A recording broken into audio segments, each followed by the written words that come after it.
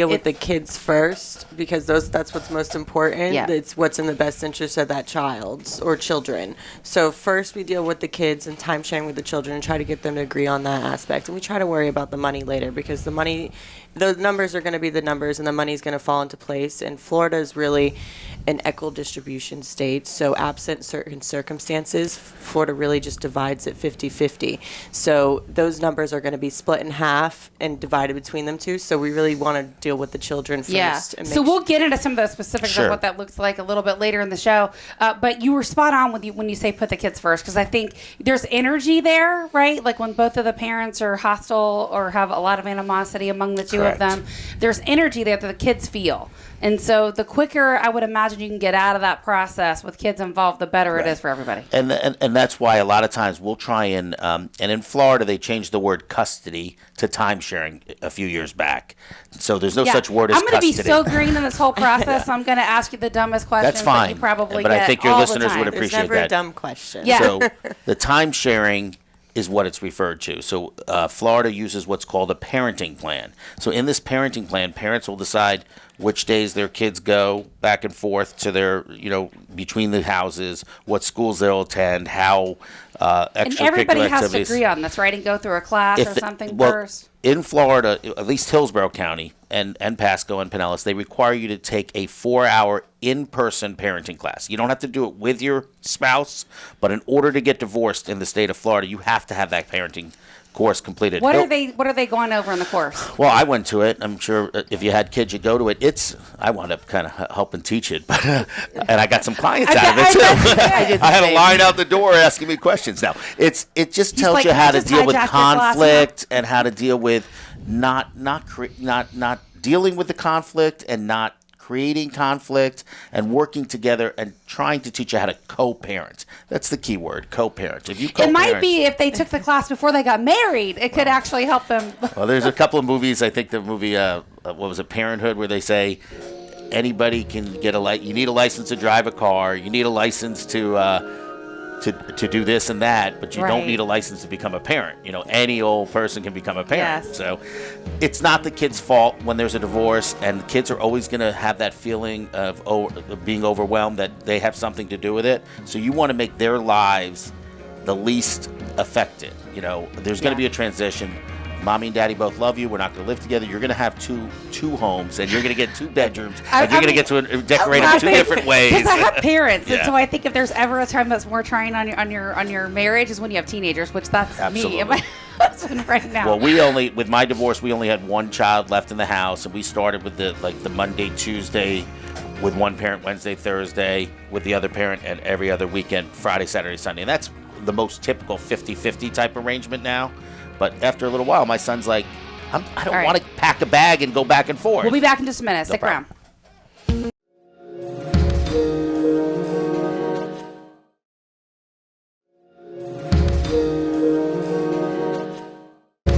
Well, good morning. Welcome back. Leo Kane here in the house with Katrina Madewell and Adam Talley.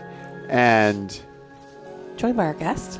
Glen Lansky and Lisa Cetrangolo. We call her Circle Triangle. And, Circle Triangle. It did sound something like that when I heard you say it. And we also have Danielle Evans to bring the conversation into something that Adam and I are knowledgeable in eventually.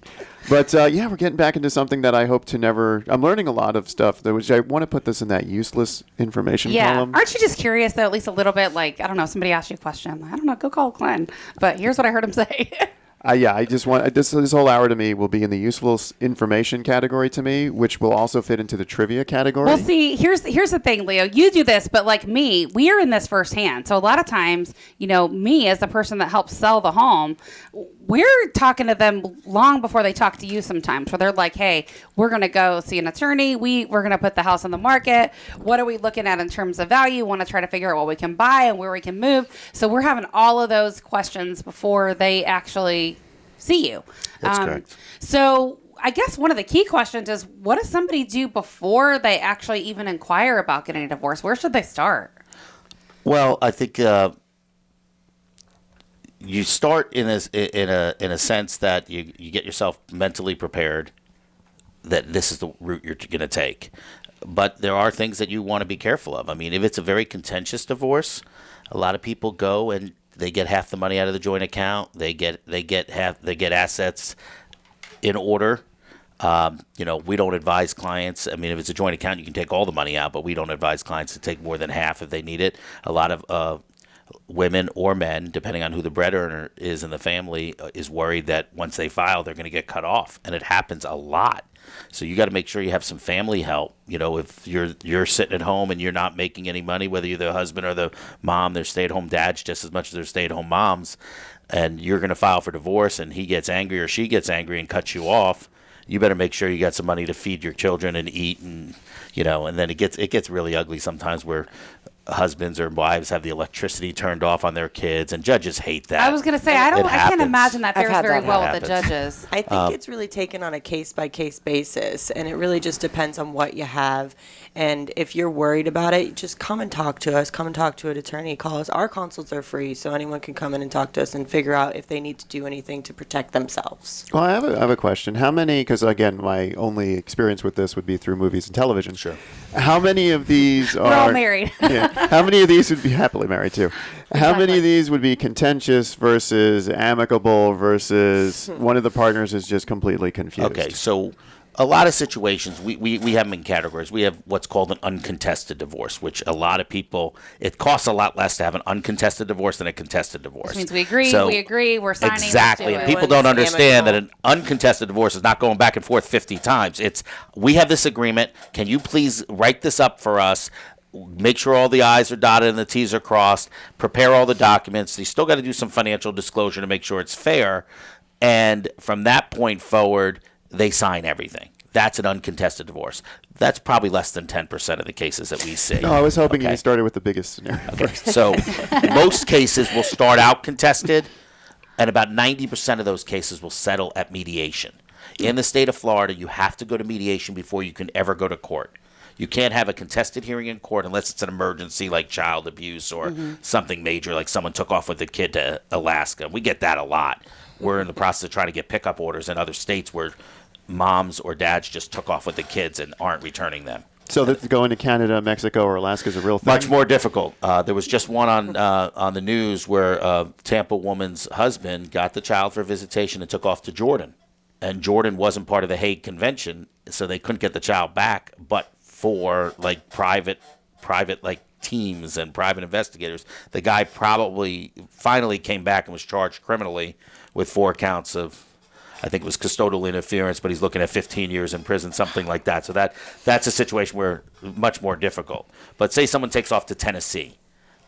Why? We got to get a pickup order.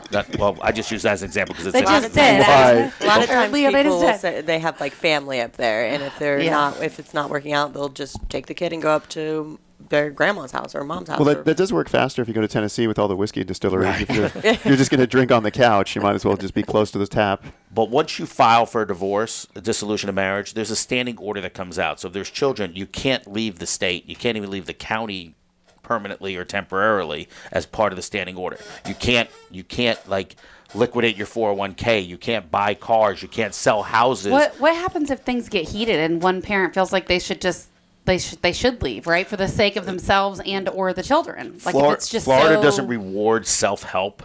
You need to file the proper motions. You need to file a motion to suspend visitation. You need to file a motion for a guardian ad litem, which is something I also do. I'm a guardian ad litem for the courts. I was a guardian ad litem too. I was too. High five. I was too. So I'm not the pro bono type. They got to pay me. So the courts appoint me. The clients that have some, the ability to pay. There's a bunch of us. I'm in the middle of a few right now where we go and visit with the children. We talk to collateral sources. We visit we do home visits, see the houses. We see how the child interacts.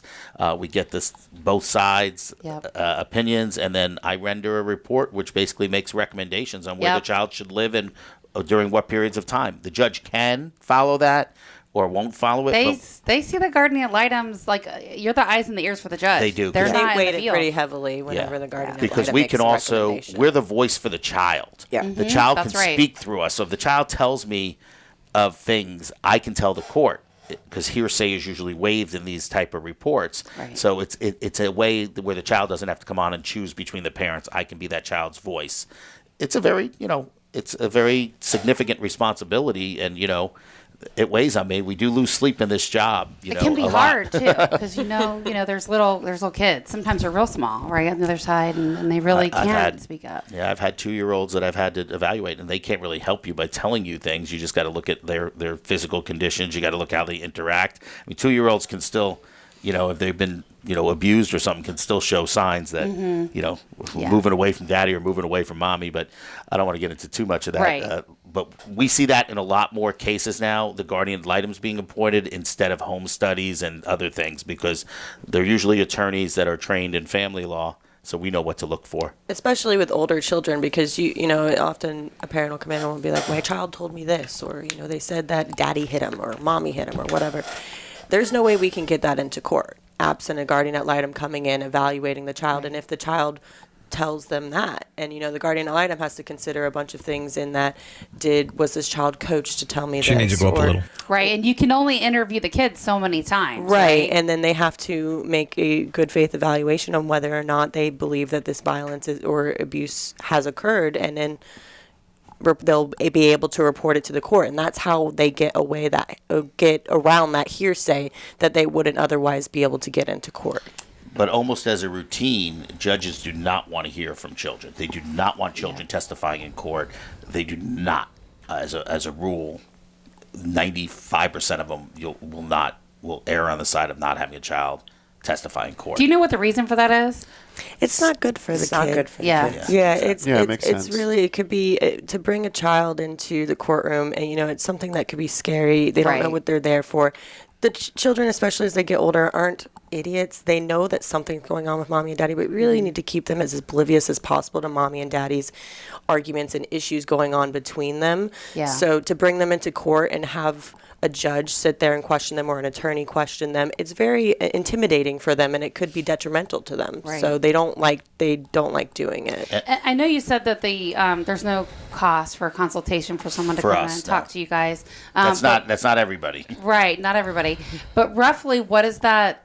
What does a divorce cost? I mean, I know it's kind of a loaded question. It probably depends on assets and all sorts of stuff. Classic lawyer answer: it depends. Yeah, it depends. I would say our divorces, we are very reasonably priced. Can you give me a range? I would say I'm really putting an heat on you. uncontested divorce with costs and everything is only going to cost you about $2,000. Cheapest $2,000. Okay. About $2,000. It's and going to be if they're fighting $1,500 it fee. out and it's 7 months, like we talked about. Our retainers usually start for a basic case without kids at $3,500. With kids, about $5,000. But a divorce, I mean, we've had divorces that people have paid $500,000 for, and we've had divorces that people have paid $2,000 for. So it depends on how much you want to fight. It's an absolutely loaded question. So can you get it, if someone comes in and they ask you that, can you get an idea based on We usually quote $3,500 and up is how we'll quote them. But at the same point, I'll work with people. If I feel, my problem is I got too much of a heart, so I see a woman coming in that absolutely has no money, I'll work on a payment plan. Just crying, yeah. We do it on a case-by-case basis. My staff will kill me for saying this, but I'm the boss, I get to do it. So, but, it really does depend on the issues. And believe it or not, it also depends on what attorney I got on the other side. Right. Because there are attorneys out there that will just bill up, and run a case and make sure they're making money on it versus really trying to get it settled. We try to churn and burn. If we can get rid of the case, it's a fair settlement, let's move on to the next case. It's just like in a real estate transaction, right? Like you can fight over inspections and all kinds of stuff. Yep. But at the end of the day, you got a seller that wants to sell, a buyer that wants to buy. Do they love the house at the end of the day, and can you make it work? Like our job is to be the peacekeeper. And I think with attorneys, it's sort of the same. And tying into the real estate, that's one of the things that this goes back to the initial question, what do you got to do to get ready? Well, we know we're going to have to sell our house. So we got to get the repairs done. We need to start interviewing real estate agents. All right, so we're going to talk about that because I wanted to tie it into your stuff. And so much more. Yes, we'll talk about that when we come back right after the break. And then one of your attorney questions is, what's the legal grounds for a divorce? We'll talk about that when we come back right after the break.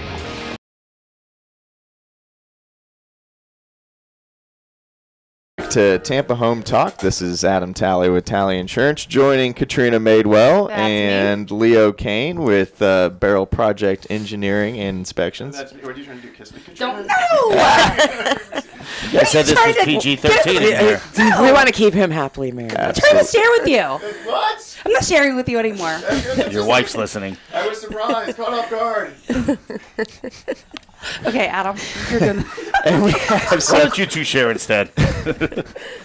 All right. So out where we right. left off before the break, we were talking about, you're going to have to downsize your lifestyle, right? No matter who you are, you're going to have to downsize your Yes. lifestyle.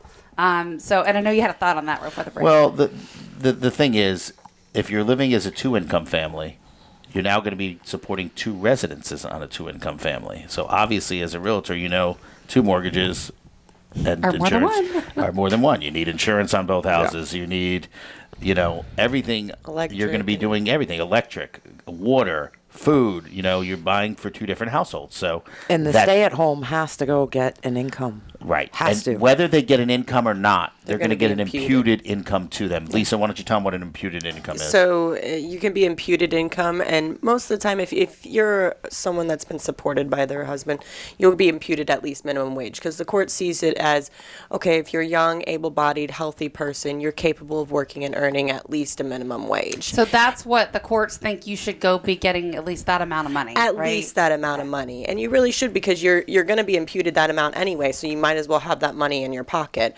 There are circumstances though where sometimes people have an ability to earn a little bit more money, and it's really again a case by case basis. It really just depends on what type of degrees you have, experience you have, the jobs available in the area for that type of whatever you've gotten your experience in.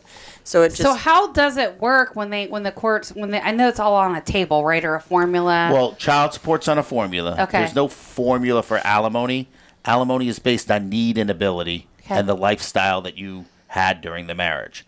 So, there's no exact formula. So I'm a stay-at-home wife. My husband makes $100,000 or more a year.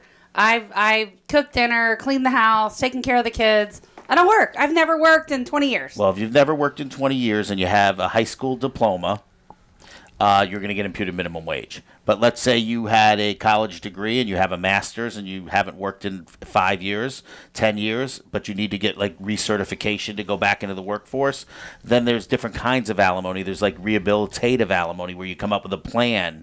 So that might be a shorter period of Got time it. where you get more money in the beginning so you can get yourself back into the workplace in order to get less money down the road. But you get these people that come in and say, hey, I'm not paying her alimony. She's not getting a dime from me. And these people are making like $200,000 a year. And and he's like, I'll just quit my job. I'm like, okay, so let me get this straight. You're going to quit a $200,000 a year job so you don't have to pay $50,000 in alimony. So you're just going to take $150,000 and throw it away so you don't have to pay her? That makes no sense. So there's something that, I hate to use this acronym, but we call it RAIDS, Recently Acquired Income Deficiency Syndrome, meaning I'm getting a divorce, I'm not working overtime anymore, I'm going to tell my boss not to give me any raises, I'm going to show that I make less money so I don't have to give her money. It's silly, but it's common, so it's what it is. So how do they determine how do they determine who pays what child support? Because I know all that's changed in recent years too, right? child support is really a court calculation. We use a court program, same program that the courts use. It's really just you plug in the numbers and it spits the number back out at you. You plug in each party's gross incomes. There's certain things that each parent can get credit for that they're paying for, things like health insurance for the minor child, health insurance for themselves. Any daycare expenses or child care expenses they might be paying, they'll get a credit for. And then you plug in all the numbers and it's really going to spit a number back out at you. It takes the incomes, and depending on the more income that people make, the higher the child support's going to be. So sometimes people will say, oh, well, she's making more money than what she's saying. And sometimes that might not be the best thing to argue, because it actually will raise the child support because the overall joint number raises. And the kicker there is So how does that work too? Overnights with your children is what factors in, okay? Right. So in the state of Florida, once one party gets more than 20% overnights, there's a de-escalator in the amount of money that you pay, because the rationale behind it is You're gonna I have have to my child. break that down so somebody like me can understand what you're All saying. right, so let's say time sharing, overnights, and you have 50-50. That is plugged So into that the child means support let's say it's a 50% of the 30-day time. month, 15 days they're going to live with me, Right. 15 days they're going to live Let's with just my take a kids. typical week on, week off type schedule. Okay. A week with you, week with. So you guys have dead 50-50. Well, a lot of people will come in and say, well, we have the children equal times. I don't have to pay child support. But if you make $200,000 and your wife makes $50,000, you're still paying child support, even though it's 50-50. So a lot of people, the overnights is what dictates whether it's higher or lower in addition to the incomes. So a lot of people will come in that don't really want 50-50, but want it because they want to pay less child support. So that's where it gets tricky, because people are using the children to get They'll to say, pay "Oh less yeah, money. I want them half the We time." don't but when I they really when don't they've want them never half the been time. involved with their children's lives at all, now they're Disney World dad and they want to be, or Disney World mom, and they want to be with their kids all the time because they don't want to pay as much support. Is So that common? it's Sadly, not, sadly it's more common than it should That's be. such a shame. And it should be about being with your kids. And we Right. tell people, look, we'll fight for you all day long if you truly love your kids and you want to be with them. But if we Don't get the use them feeling as a that you're pawn. just using them as money, we'll say, go find another lawyer. That's not how we practice. Good for and that's you. just how we do it. I don't care. So how does the time sharing work? Do they always usually split it 50-50? Does it depend on what the history is like? I think in the last couple of years, there's been more of a premise, at least in Hillsborough County, to start with the premise that it's 50-50. A lot of judges will start with the premise it's 50-50 and go from there. Certain judges will say, hey, unless there's something significant, dangerous to the children, or you got to show me something, it might not be 50-50. But here's the thing. If you live an hour away from each other, 50-50 is impossible. You can't go wake your kid up 2 hours early for school to go drive them just because you want 50-50. It's just not well, I mean, I conducive. guess if you were switching on Saturday, that would be feasible. Well, right? but okay, so if you switch on Saturday, I have them the whole next week. I live an hour and 20 minutes from where she goes to school or he goes to school, my children. I got to wake my child up to take him to school on the days I have my child.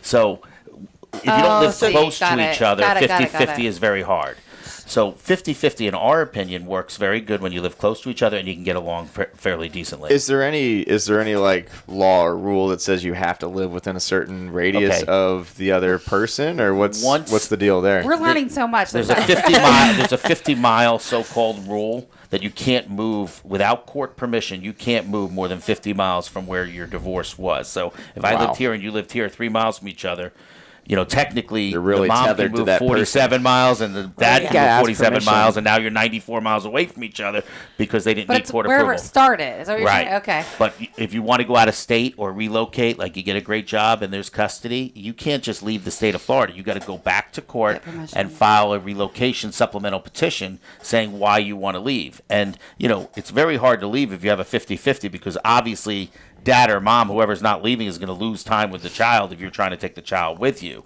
But there's other kinds of we can get close to 50-50 where maybe during the school year the child lives with one parent and then all summer they go to the other parent and all the vacations they go to the other parent and maybe long weekends, and it gets closer to 50-50 that way. So you can be very creative. It's got to be on a case-by-case basis. Do the same rules apply if someone's never been married and they just have a child? Or different? Paternity is a little bit different. So when you have a child out of wedlock, a paternity case is filed. A paternity case involves two issues: child support and time sharing. That's it. That's it.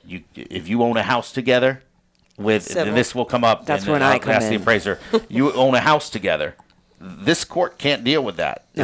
It's not there. You got to file a partition action or something in the civil courts because you were never married. If there's no actual somebody marriage, sell it, I'm from Massachusetts. Doesn't matter if there's a marriage. There's always a divorce. That's just the way it works. Here, it's completely different. So let me ask you a question, and these two questions will kind of tag on to each other. And I know this is a question, I guess, that comes up in the courts. What are the legal grounds for a divorce? There has to be an actual reason. Well, in Florida, to be granted a divorce by the court, you have to testify in front of the court saying that your marriage is irretrievably broken. There's Okay. certain things that you have to tell the court. You have to tell my marriage is irretrievably broken. Counseling would not repair my marriage. You have to say certain things like you have to, a woman has to say that she's not currently pregnant.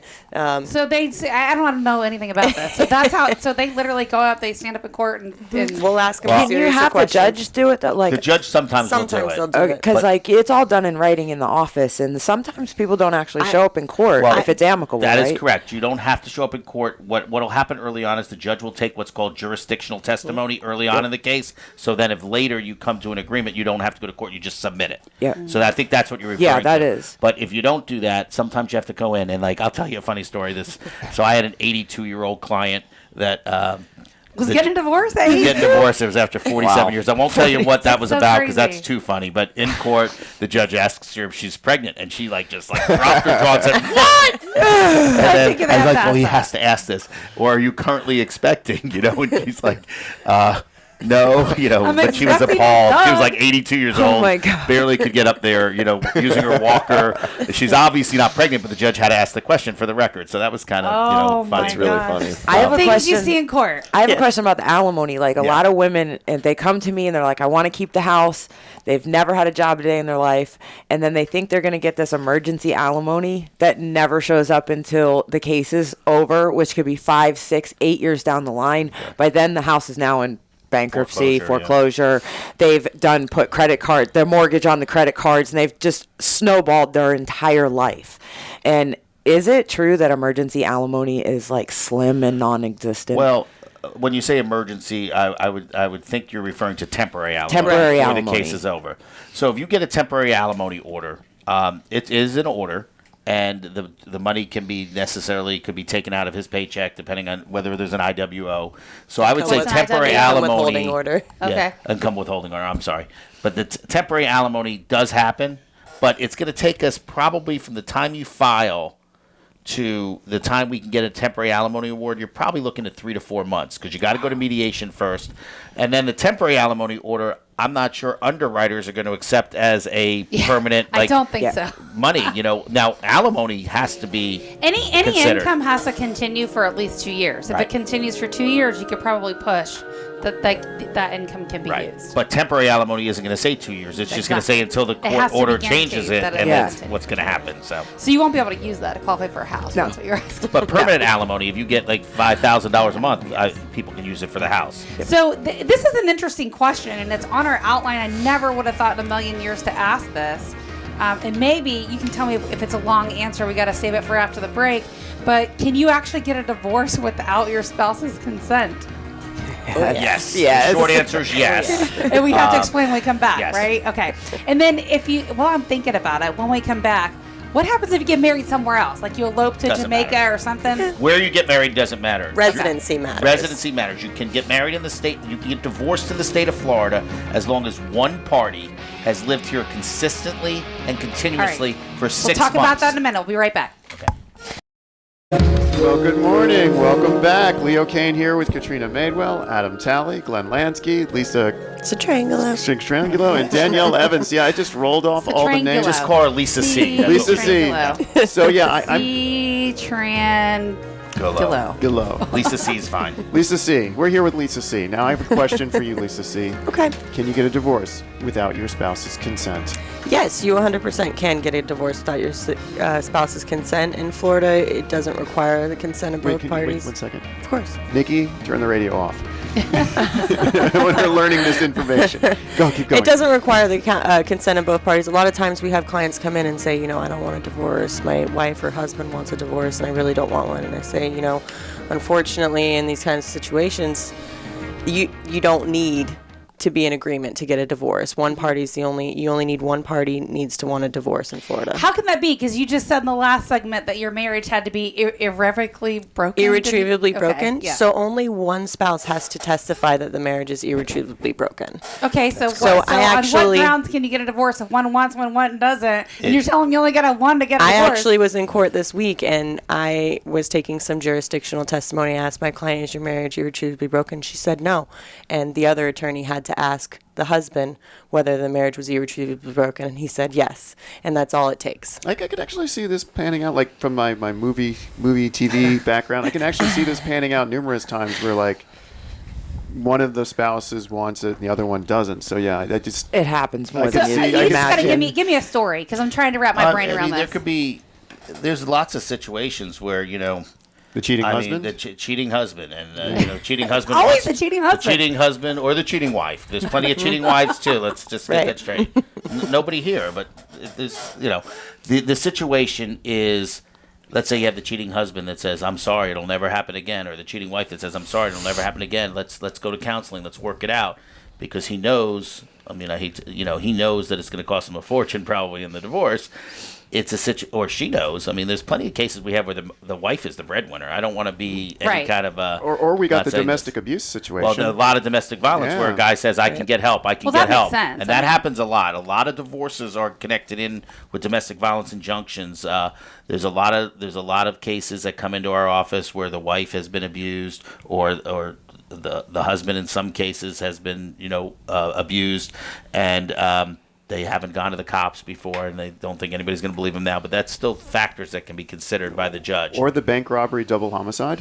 That's probably going to be a mutual agreement to get divorced because one guy's going off to prison. So basically, if you do have a cheating spouse, whether it's the husband or the wife, and then someone says, "Yeah, they said they're going to go to counseling, but I don't want to go. I'm never going to feel the same." They can still say, "Yeah, I want a divorce." One person is all it takes in the state of Florida to say, "My marriage is irretrievably broken, and you're getting a divorce." Is that where it gets expensive? If one fights and the other one says, "Dick's still here." Not necessarily. The ones where it gets expensive is where they both know it's irretrievably broken, and they both hate each other, and they don't care about money, and they don't care about settling. They just want to fight. And when they have nothing to split, too. You should pair up with like a boxing ring and just give them both some gloves and say, "Get in there and have fun." I actually told one of my clients, I just started going back to title boxing. I said to one of my clients, "You know what? You're very angry at him.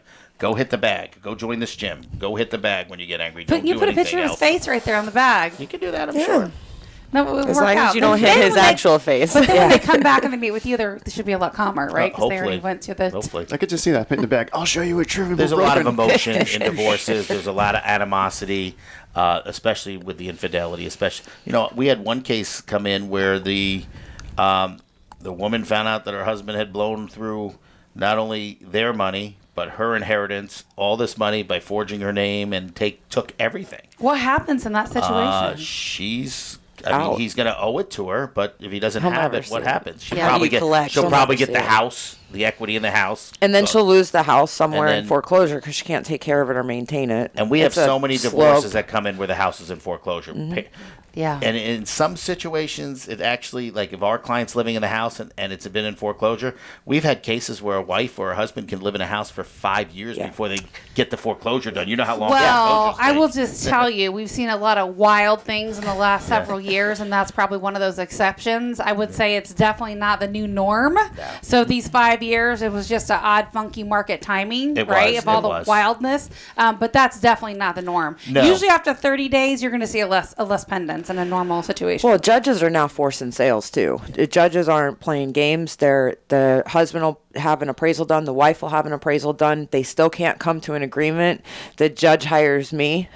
I come in and he says, "We're going to use this appraisal." And then I pick the agent, and me and the agent go and market the house, sell the house, and get it done quickly with the judge's approval. And the two people that actually own the house are forced to sit down and sign the closing documents. Right, and the judge can do that. And there's a lot of short sales that go on. Yeah. A lot of short sales in the divorce. The judge is looking to save those kids, and the kids are more important than that house. And if the house is in a total loss situation, getting rid of it as fast as possible is what needs to be done. The problem with the short sales, too, is the parties have to actually cooperate with the sale because they're still on the mortgage. They still But that's when a judge will just will actually order an agent and an appraiser to go in and do it all for them, and then they're literally sat down and said, I've seen that happen. Well, the problem is getting into court to get that hearing heard. It could take years. It could take 3 to 6 months to a year before the judge can do that. So now during that period of time, nobody's paid on the mortgage.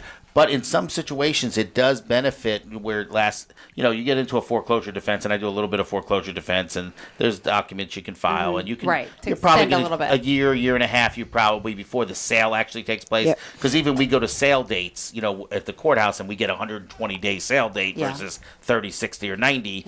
Gives 4 more months to live rent-free, while the wife can put away some money, or the husband can put away some money to go get a place. Here's the thing I'll tell you, and this is why it makes sense to actually do the short sale if they're upside down, as opposed to trying to just get more time, because the problem is those can actually linger for a long time with the banks, and then in the future when they're not thinking about it could be 5-6 years, maybe more down the line, they could say, "Oh yeah, I want to go back and try to buy again. It's been 3 years according to FHA, I should be able to do it." Well, it depends on when the bank actually shows the sale date, and that's not always an easy thing to track down. So the thing with the short sale is they get an all default, so they get a settlement statement so they can definitively say 100% this is when we closed. Are most of your short sales waiving deficiencies too? Yes. And that's the key. I mean, because you don't want them to come, the lender to come back well, the after you. contracts The waiver are deficiency protected. is the key They very much protect the seller against getting full approval, including the deficiency waiver. So I guess we'll talk a little bit more about property in the next segment. Sure. How is that stuff divided? Are the things people should consider? When they're looking to when there's a house involved. And I imagine for you that matters too, right? Is there a house and is there equity? Because then you get paid, right? And that's the most important thing is the house. And it's not whether you have a house, it's whether it's got equity in it. Because then that can be used in equitable distribution. And when wife should it gets be the valued? house, husband gets the house. Well, if there's $100,000 equity, wife may get the house, but husband may get to keep his 401k and not share it because she got the house. And then there's situations where we All can right, you're listening to Tampa Home Talk. Hold that thought. Glenn, we are wrapping up this first hour. We'll be back in just a short to go with hour number 2 with Danielle Evans and Sell It or Keep It. We'll be back right after this break.